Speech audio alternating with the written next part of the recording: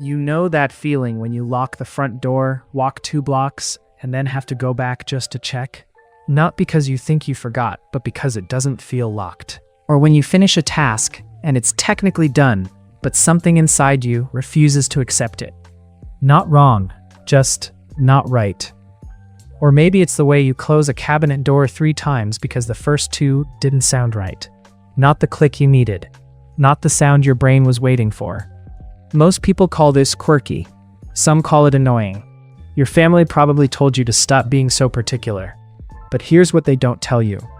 That feeling has a name, a neurological explanation, and it says something very specific about how your brain is wired.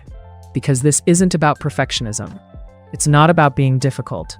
It's about a signal your nervous system sends that almost never shuts off. And once you understand what's actually happening in there, everything you've been doing your whole life starts to make a lot more sense. Let's be honest. Most of your life, people have told you some version of the same thing. Just let it go. It's fine. Stop overthinking it. And every single time someone says that, you want to agree. You really do. Because you know it's fine. Logically, you know the door is locked. You know the email was good enough. You know the conversation went okay. You saw yourself lock it. You proofread it twice. The person smiled and said goodbye. But knowing doesn't fix the feeling. And that's the part nobody understands. It was never about the logic. It was about the sensation.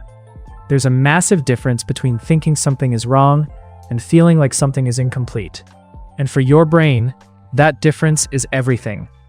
What most people experience as a quiet background hum, you experience as a loud, persistent alarm that won't turn off, no matter how many times you tell yourself everything is fine. Not because you're broken, but because your brain has a significantly higher threshold for what counts as done. Other people's brains hit that threshold easily. Yours demands more evidence, more confirmation, more of that specific feeling that says, okay, now we can move on. And when it doesn't come, you're stuck in this loop that looks irrational from the outside, but feels completely logical from the inside. Psychologists call this an incompleteness experience. And neuroscientists have actually mapped what happens in the brain when it occurs.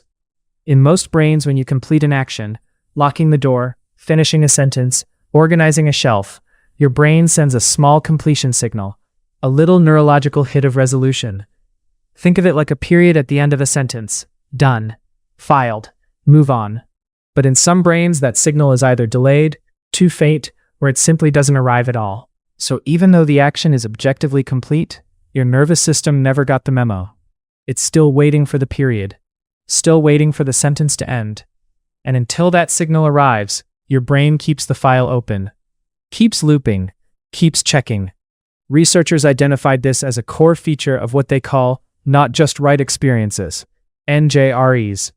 And here's what makes it so different from what most people assume. It's a sensory-driven phenomenon, not a thought-driven one. You're not thinking something is wrong. You're feeling it. In your body, in your gut, in the tension between your shoulders that never quite releases after you walk away from something. It's not a voice in your head saying you messed up. It's a physical sensation saying that wasn't complete. And that distinction matters enormously, because it means you can't just think your way out of it. You can't logic it away. The signal is coming from a deeper, older part of the brain that doesn't care about your rational arguments. And here's the part most people miss entirely. This isn't random. It's linked to something called heightened interoception, your brain's ability to monitor internal states with unusual precision. The same system that makes you hyper-aware of your heartbeat, your breathing, a slight change in room temperature, weird feeling in your stomach before something goes wrong. Your brain isn't broken. It's too precise. It has a level of internal monitoring that most people simply don't have. And that precision comes with real advantages that nobody talks about. That's why you notice things other people walk right past. That's why you catch the typo no one else sees in a 40-page document. That's why you feel a room shift before anyone says a word. That's why people come to you when something feels off, but they can't figure out what. Your internal radar is dialed up higher than average.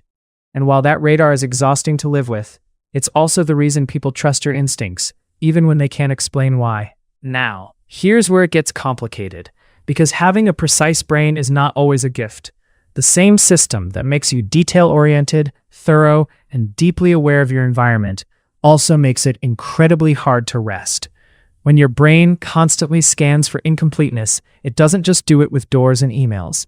It does it with relationships, with conversations, with your own sense of self.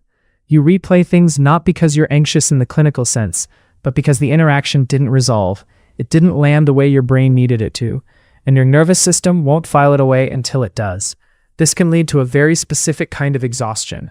Not physical tiredness, but something deeper. The kind that comes from never feeling fully settled, from always being one small adjustment away from okay. You finish a project, and instead of relief, you immediately feel the next thing that needs fixing. You get a compliment, and instead of absorbing it, you scan for what they're not saying. Someone tells you they love you, and instead of feeling warm, you analyze the tone. Was that genuine? Did they hesitate? Something felt slightly off. And you know it sounds crazy. You know most people don't process the world this way, but you can't stop. Because your brain won't let you file anything as complete until that signal fires. Over time, this pattern can look like anxiety. It can look like perfectionism. It can even be mistaken for obsessive-compulsive disorder. And sometimes it overlaps with those things. But at its root, it's not any of those things. It's a nervous system that never learned how to say enough. And the reason it never learned? Because at some point, probably early on, enough wasn't safe. If you grew up in an environment where small details mattered, where getting things wrong had real consequences, where you had to be vigilant to stay safe or to keep the peace, your brain adapted. It built a monitoring system that never stops checking, not because it wants to torment you, but because at one point in your life, that system kept you alive. It kept you out of trouble. It helped you read the room, avoid the conflict, catch the mistake before someone else caught it for you. The problem is that your brain never got the update that the danger passed. It's still running the old program, still scanning, still waiting for the signal that says it's safe to stop. So here's what I want you to hear. You are not difficult, or not high maintenance. You are not the person who ruins things by not being able to just relax and enjoy the moment. You are someone whose brain processes completion differently than most people. You need things to resolve, not because you're controlling, but because your nervous system requires a signal that most people's brains send automatically and yours doesn't. And the fact that you've lived your entire life tarrying this, adjusting, rechecking, editing, replaying, smoothing things out that nobody else even noticed were rough, without most people having any idea what's happening inside your head, that doesn't make you weak. That makes you incredibly resilient. Because you've been operating in a world that was designed for brains that finish sentences easily, and yours doesn't. And you've still managed to show up, perform, create, connect, and care, with that alarm ringing in the background the entire time. That's not a flaw. That's endurance. And it's about time someone told you that. If this explains something you've felt your entire life but could never quite put into words, you're not alone. There are millions of people watching this right now who just realized the same thing. If you found value in this, consider subscribing. We break down the psychology behind the things you feel, but nobody ever explains. Every week. No jargon, just clarity. And if you want to understand more about how your brain built these systems to protect you, especially if you grew up in an environment that demanded constant vigilance, watch this next video. It goes deeper into why your nervous system is still running a program that was written a very long time ago, and why understanding that might be the most important thing you ever learn about yourself.